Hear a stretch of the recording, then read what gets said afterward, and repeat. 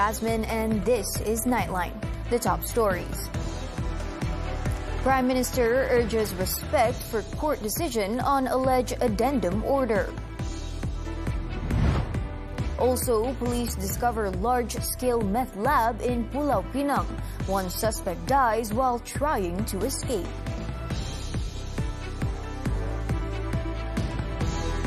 Good morning.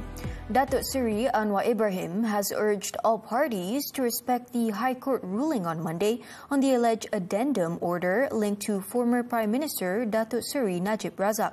The Prime Minister stressed that the Madani government remains firmly committed to the rule of law and separation of powers.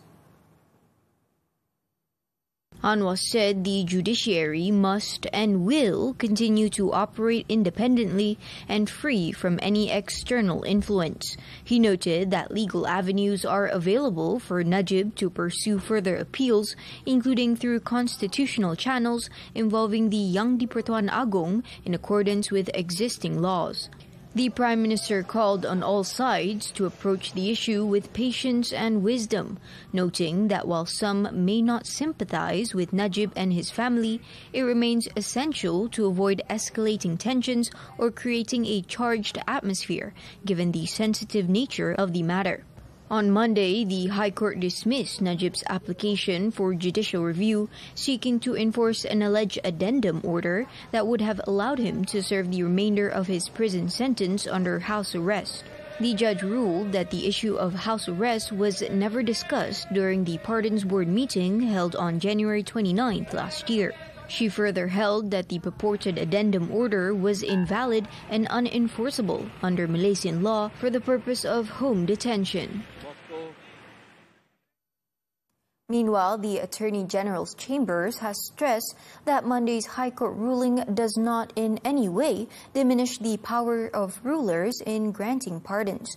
The AG Chambers added that any attempt to misinterpret the court's decision in a manner that could incite unrest or disrupt public order is wholly inappropriate. In a statement, the AG's Chambers said High Court Judge Alice Loke, in her oral judgment, explicitly recognized the prerogative powers of the Yang di-Pertuan Agong, the Malay rulers, and the Yang di-Pertua Negeri.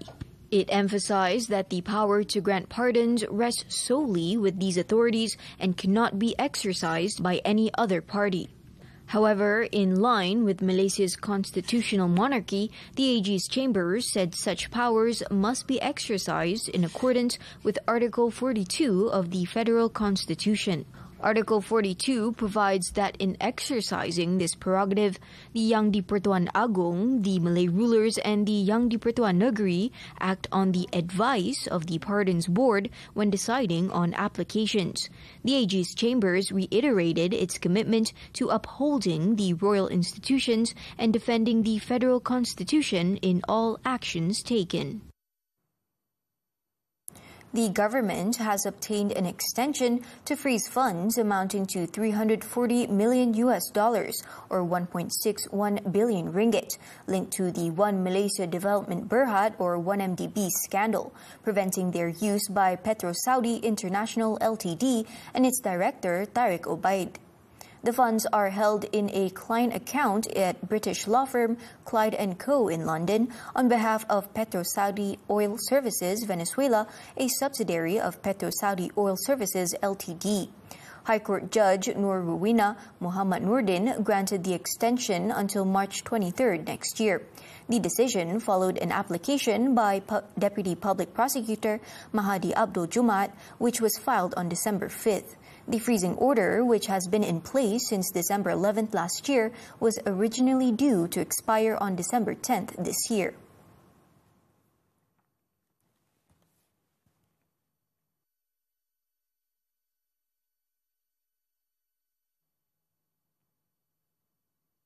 The Malaysian Anti-Corruption Commission, MACC, paid a visit to the Defence Ministry on Tuesday as part of a preliminary investigation into Malaysian Army projects dating back to 2023, following allegations involving funds linked to a senior officer's bank account. A MACC team arrived at the ministry at around 11:30 a.m. Sources said the probe is focused on projects awarded through open tender processes as well as procurements carried out under the Army's responsibility centers. Suspicious financial transactions linked to certain individuals named in the allegations will also be examined. Meanwhile, MACC Chief Commissioner Tan Sri Azambaki confirmed that an investigation paper has been opened under the MACC Act in connection with bribery allegations involving a senior military officer. He stressed that all investigations are being conducted independently and professionally, based on facts and evidence in accordance with existing legal provisions. In a separate development, the MACC has capped 2025 with its strongest enforcement performance in recent years, as the agency intensified its crackdown on corruption, abuse of power, and financial crimes. As of November 30th, the Commission has recorded more than 8.4 billion ringgit in the recovery of assets. Of the total, asset seizures accounted for the largest share, amounting to 6.82 billion ringgit.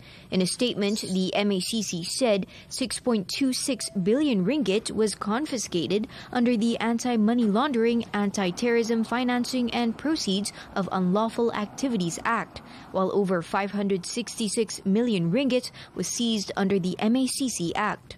Assets worth 36.14 million ringgit were also frozen, while 7.49 million ringgit was forfeited through various legal provisions, including the MACC Act and the Criminal Procedure Code.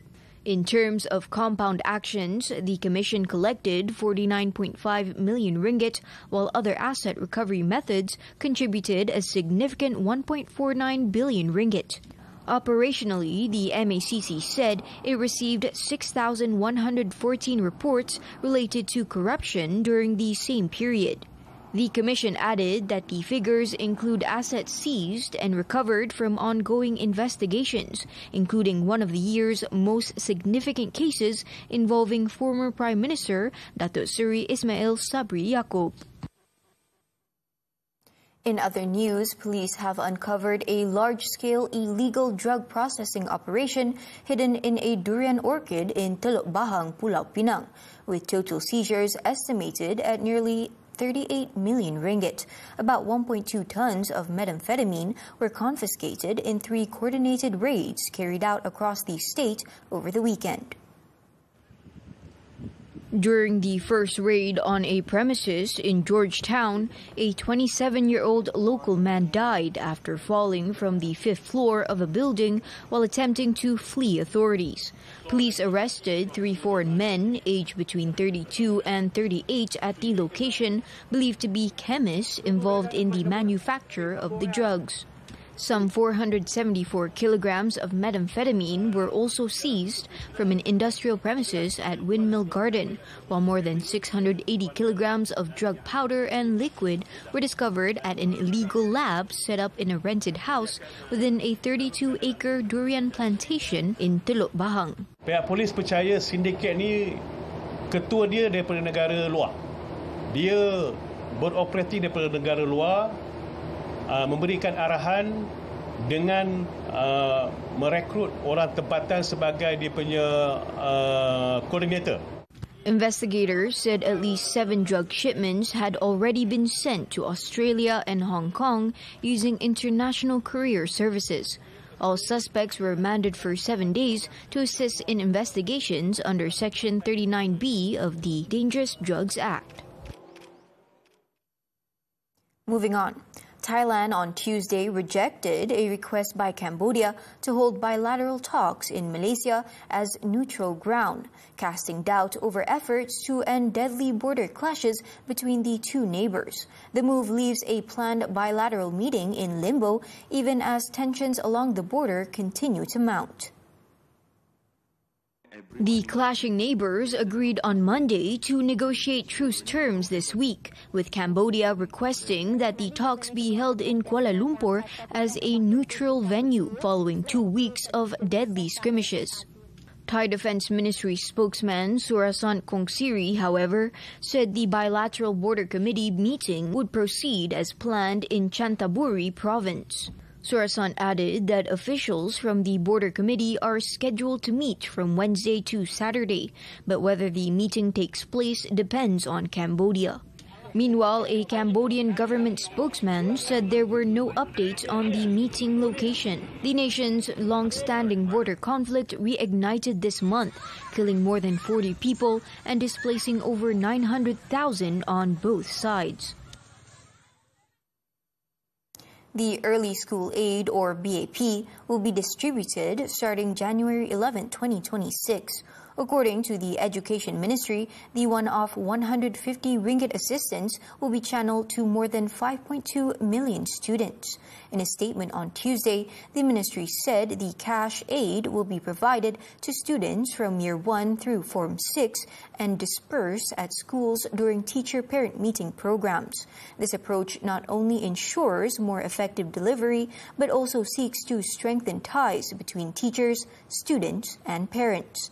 The BAP allocation aims to help ease parents' burdens in purchasing school supplies regardless of income.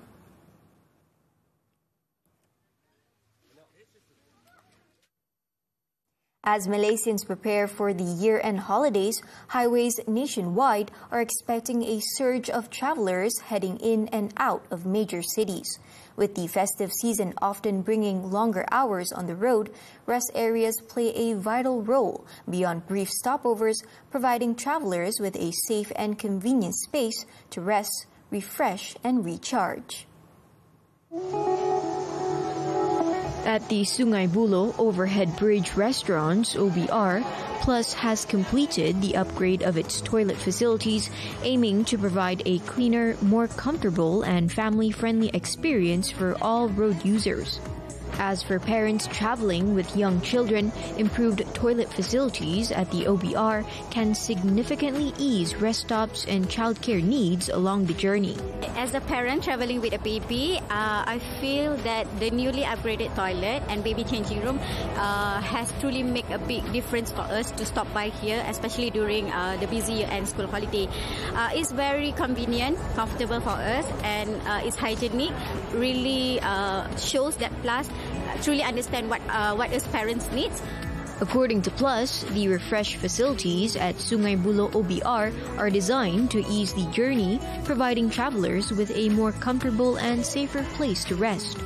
Meanwhile, to help ensure smoother travel for highway users, Plus encouraged the public to plan their journeys ahead and make use of the digital MyPlus TTA travel schedule available on the Plus app. It is understood that the company continued to update the app with timely information on traffic conditions, available facilities, and route-related updates.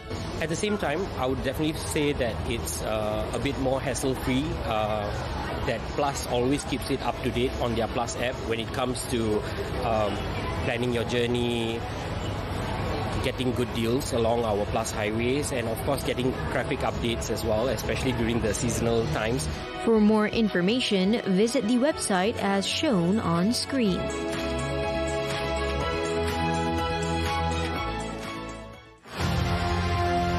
Melihat kembali kanvas penuh warna dan helaian fakta. Menurut peristiwa, kisah dan detik yang membentuk arah negara dan dunia. Imbasan 2025, retrospektif wajah masa depan. Ahad 28 Disember, 5.32 petang. Hanya di TV3 dan stream HD ditonton.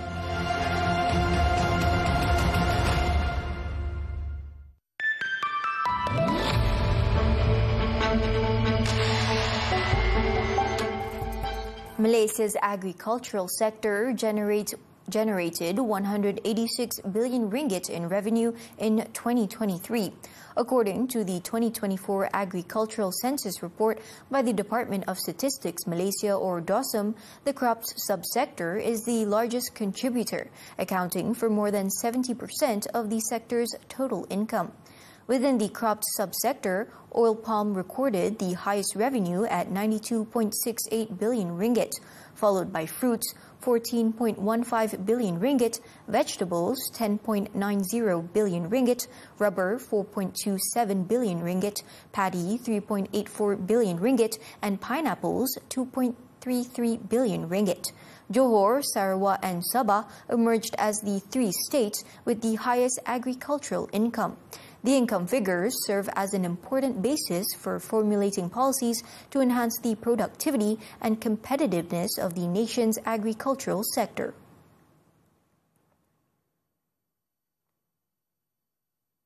The expansion of the Sales and Services Tax (SST) is not expected to trigger significant price increases for consumers.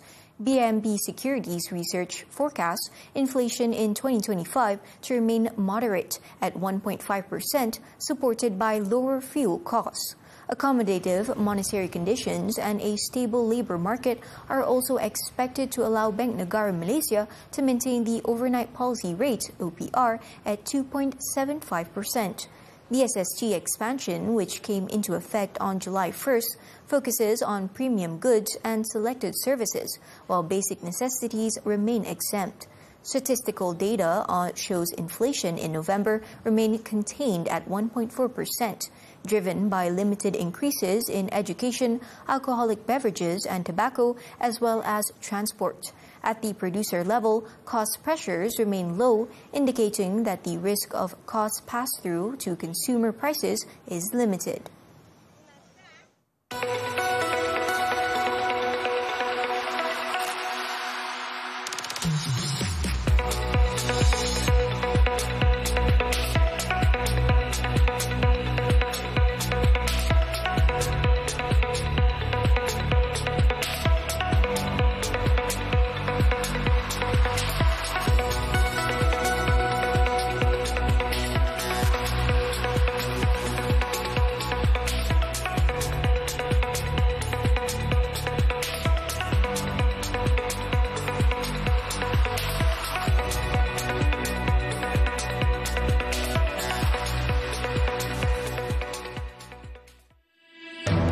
Women living at KLIA detained.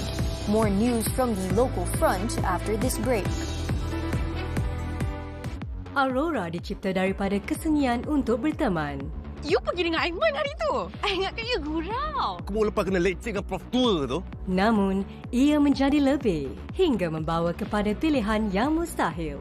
Semua badan yang penat sikit. Jenuh tau, I nak cover muka penat I ni. Kalau awak minat, saya boleh share location dia. I Crush You, mulai 5 Disember, Jumaat dan Sabtu 9 malam. Terbaru di Lestari TV3 dan stream juga melalui Tonton.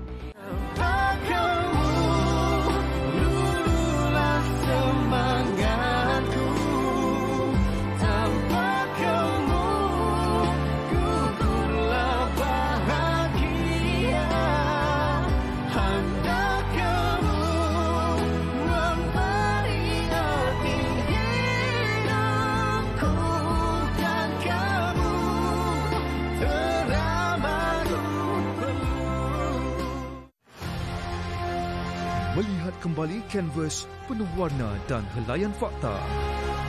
Menurut peristiwa, kisah dan detik yang membentuk arah negara dan dunia. Imbasan 2025, retrospektif wajah masa depan.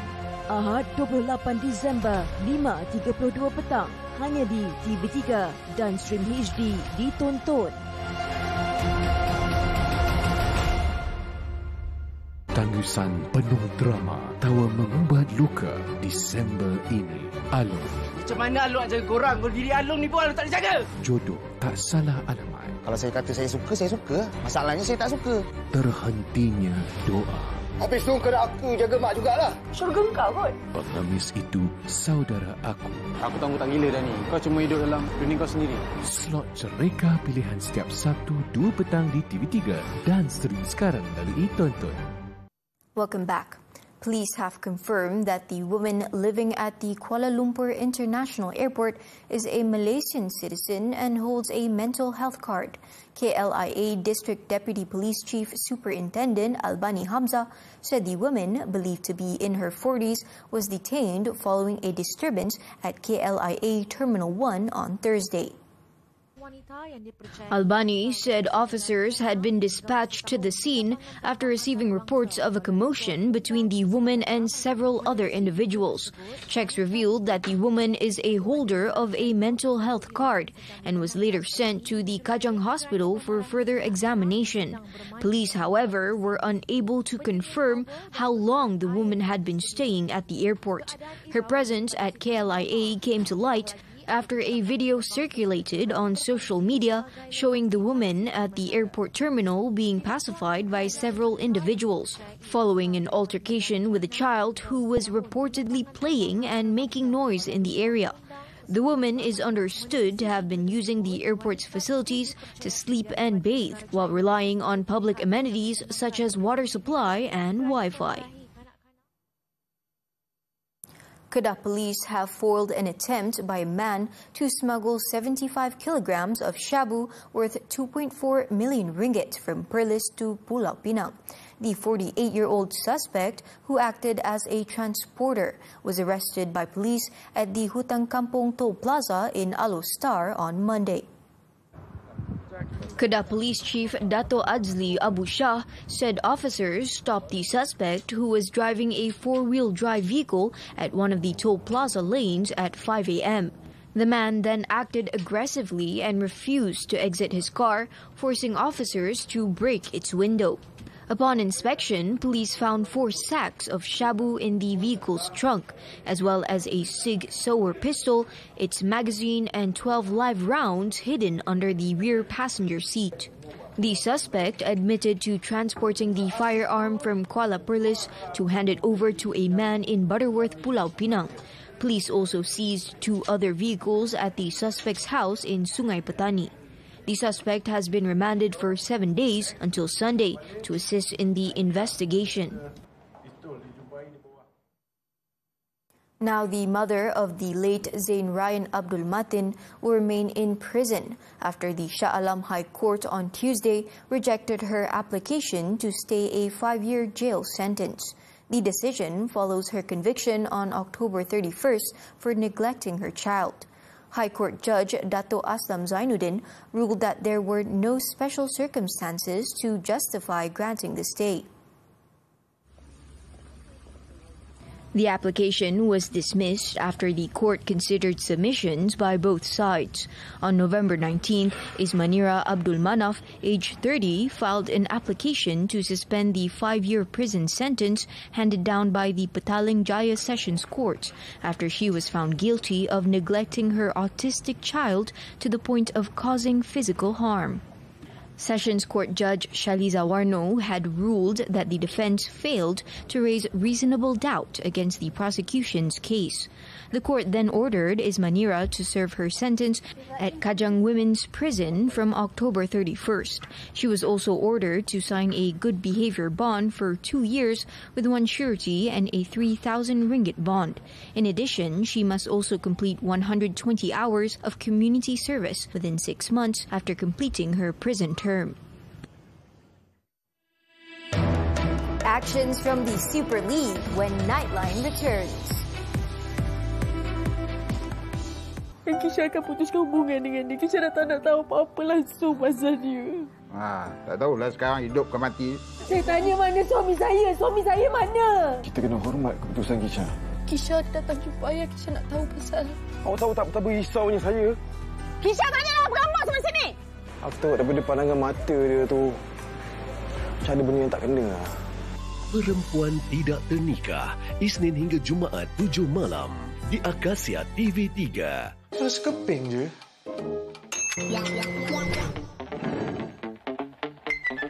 Mesti shopping pun boleh. Siap ada diskaun lagi.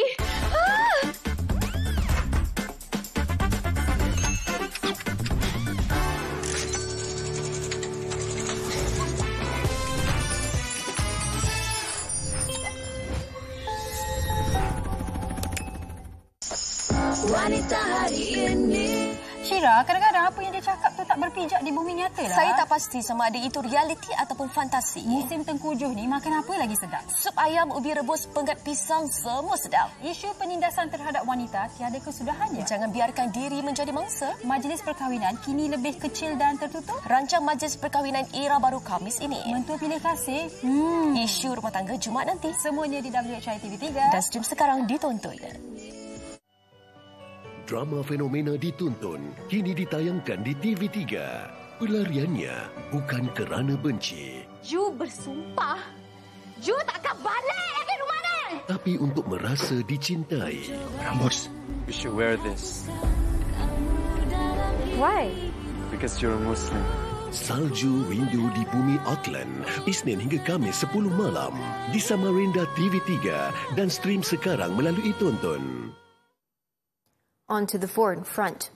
Israel has continued to bomb Gaza despite a ceasefire in the enclave, while Zionist forces carried out mass raids across the occupied West Bank, detaining dozens of Palestinians. Media reported that Israeli jets struck a house in Deir el-Balah during an early Tuesday incursion and also shelled the Al-Tufa neighborhood east of Gaza City. In southern Gaza, Zionist forces demolished several homes in Khan Yunis on Monday, continuing a pattern of home demolitions during the ongoing military campaign. The Zionist military also conducted raids across multiple areas in the West Bank, detaining 43 Palestinians, including 9 from the town of Tuku, southeast of Bethlehem.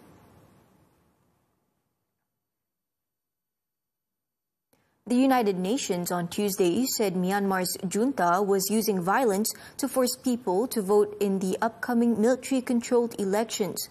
UN Rights Chief Volker Turk on Tuesday said Myanmar's military must end violence and arrests aimed at forcing people to vote, warning that civilians are being threatened by both the military and armed opposition over their participation in the polls. His statement highlighted the dozens of individuals who have reportedly been detained under an election protection law for exercising their freedom of expression. The UN Rights Office also said displaced people in regions including Mandalay were warned of attacks or home seizures if they did not return to vote. Myanmar's junta is set to preside over voting starting Sunday, touting heavily restricted polls as a return to democracy 5 years after it ousted the last elected government, triggering a civil war.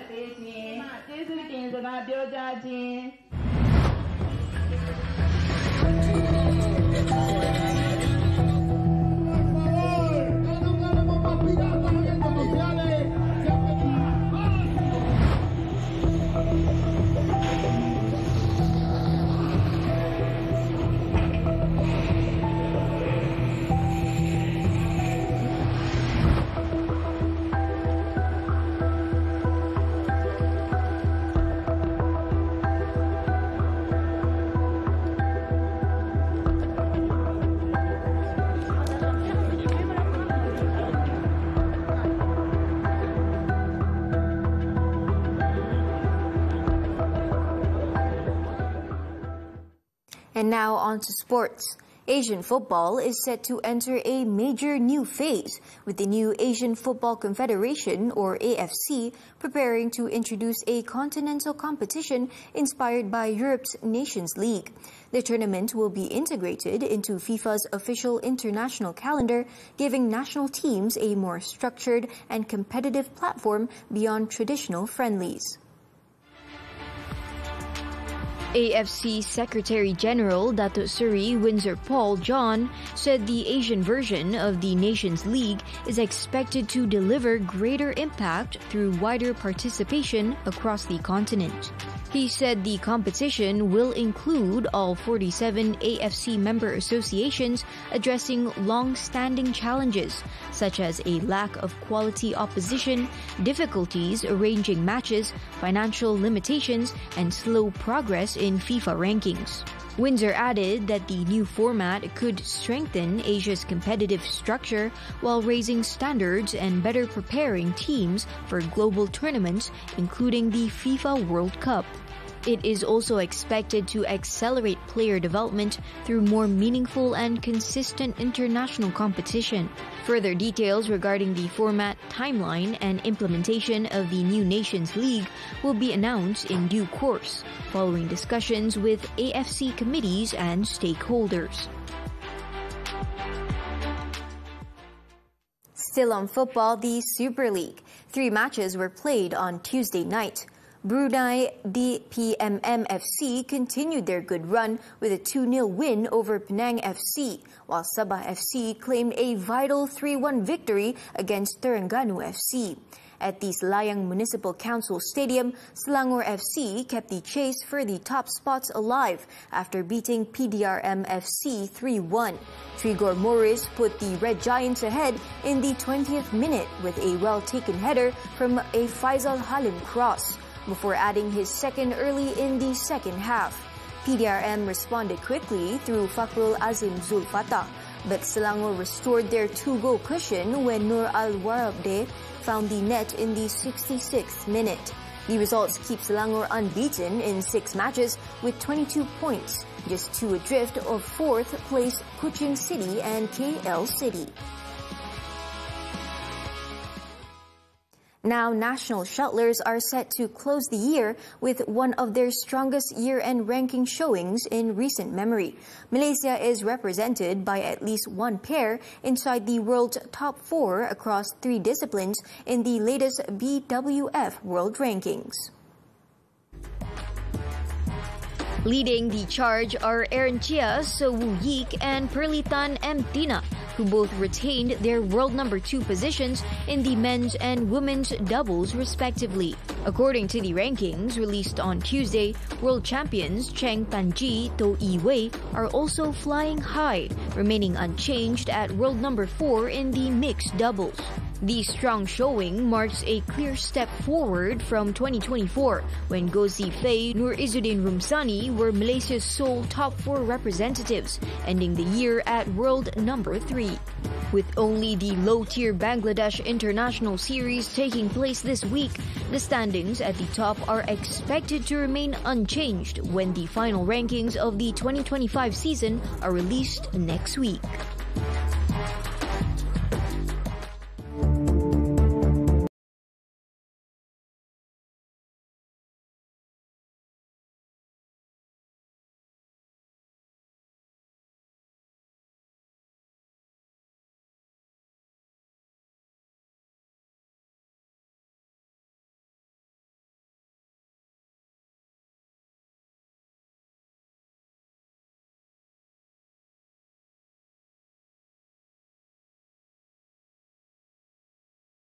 Concludes Nightline this time around. Before we leave, let's take a look as hundreds of people return to Iguazu Falls in Brazil, the world's largest waterfall system, after it reopened following a closure for the Mercosur Summit. With that, I'm Nurin Razmyn. Thank you for watching and stay safe.